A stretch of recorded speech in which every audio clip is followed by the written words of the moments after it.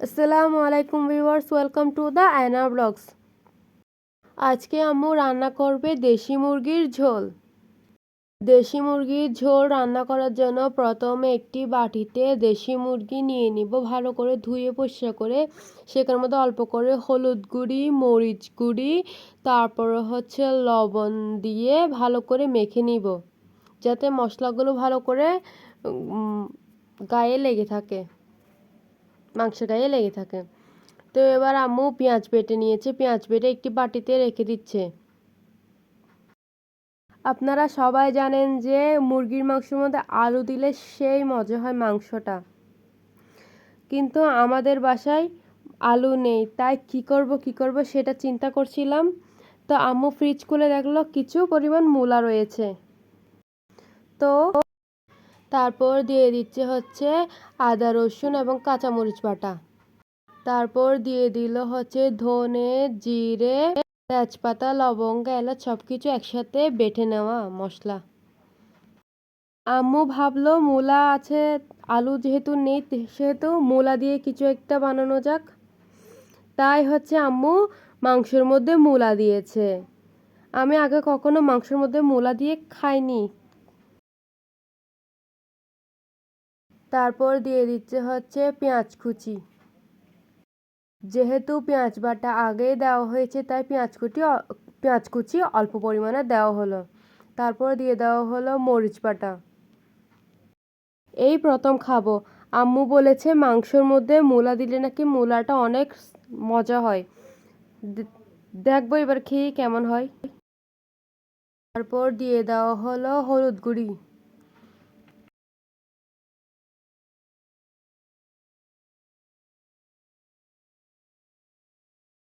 তারপর দিয়ে দেওয়া হয়েছে বেশ কয়েকটা পরিমাণ ছেঁড়া কাঁচা লঙ্কা। আসলে রান্নার সুবিধার্থে আম্মু সব মশলা আগে একসাথে রেখে দিয়েছে, যাতে রান্নার সময় মশলা খুঁজতে না হয়। তো প্রথমে একটি ডেকচিতে তেল গরম করে নেব ভালো করে। ওই মশলার মধ্যে লবণ দিতে ভুলে গিয়েছিল, তাই লবণও দিয়ে দিল, পরিমাণ মতো লবণ দিয়ে দিছে। তারপর তেল গরম হয়ে গেলে সেই সব মশলা তেলের মধ্যে ছেড়ে দিব ভালো করে। ভালো করে নেড়ে চেড়ে নেওয়া তেলের সাথে মশলাগুলো, যাতে মিক্স হয়ে যায় মশলাগুলো, কেননা বাটিতে মশলাগুলো মিক্স করে নেই, জাস্ট রেখে দিয়েছিল। যেহেতু মূলা একটি শীতকালীন সবজি, তো মূলা এখন বাজারে তো অনেক রয়েছে, তাই এখন সবার ঘরেই মূলা রয়েছে। দেখবেন মূলা দিয়ে একদিন ট্রাই করে দেখবেন। আমার আম্মু বললে আমার নান্নাকে আম্মুকে রান্না করে খাওয়াতে, এরকম দেশি মুরগির সাথে মূলা রান্না করলে নাকি মূলাগুলো অনেক মজা লাগে।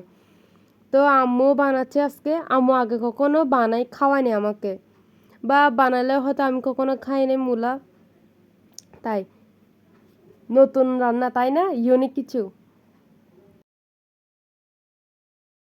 এবার যে বাটিতে মশলা রাখা হয়েছিল সে বাটি ধুয়ে অল্প পরিমাণ পানি দিয়ে দেওয়া হয়, যাতে মশলাগুলো নিচে লেগে না যায়, ভালো করে কষে যায়।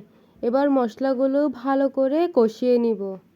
দেখেন মশলাগুলো ভালো করে কষিয়ে নিয়েছি, বলক চলে এসেছে মশলার মধ্যে, আর তেলগুলো উপরে বেশি উঠেছে।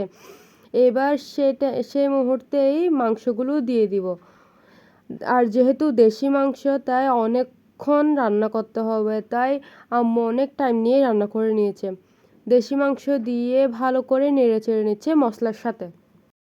আপনারাও ট্রাই করতে পারেন মূলা দিয়ে মুরগির মাংস, খেতে কিন্তু খারাপ লাগবে না।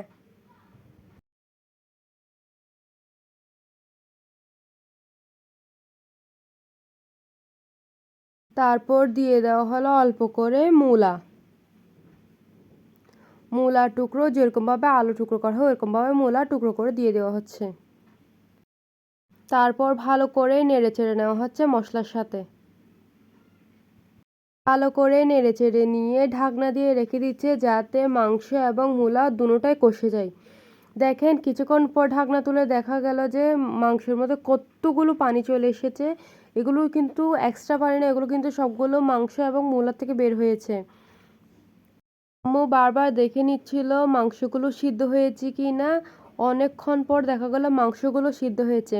তো মাংসগুলো সিদ্ধ হওয়ার পরে ধনেপাতা দিয়ে দিল, ধনেপাতা দিয়ে তার মধ্যে দিয়ে দেওয়া হলো পোলাও পাতাটা সুগন্ধির জন্য ব্যবহার করা হয়েছে, আপনারা যদি চান তাহলে স্কিপ করতে পারেন।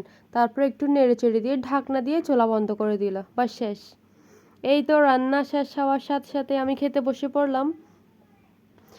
তো প্লেটে বেশ পরিমাণ ভাত নিয়েছি, আসলে যেদিন মাংস হয় সেদিন না আমি একটু ভাত বেশিই খাই। তো আমার ফেভারিট হাড্ডি নিয়ে নিলাম, তারপর নিয়ে নিয়েছি কয়েক টুকরা মোলা, সাথে চামড়াও ছিল। আসলে দেশি মুরগির চামড়া আমার খুব ভালো লাগে, আপনাদের কার কীরকম লাগে অবশ্যই কমেন্ট করে জানাবেন। কিন্তু মূলাগুলো কি নরম নরম হয়েছে দেখেন, একদম সফট, আর গ্রেভিটা সে হয়েছে, আর কালারটা দেখেন জাস্ট ওয়াও। এটা দেখতে যেরকম সুন্দর হয়েছে খেতেও সেরকম দারুণ হয়েছে, দারুণ। আপনারা অবশ্যই ট্রাই করবেন আর আমাকে কমেন্ট বক্সে জানাবেন কেমন হয়েছে। দেখেন মূলাটা কত সফট, আমি ভাতের সাথে মাখিয়ে নিচ্ছি। এটা কিন্তু অনেক গরম ছিল, তাই ধরতে আমার একটু কষ্ট হচ্ছিল,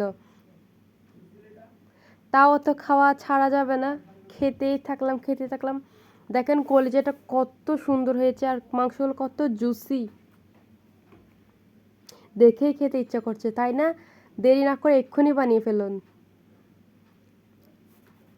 ধন্যবাদ এতক্ষণ সাথে থাকার জন্য।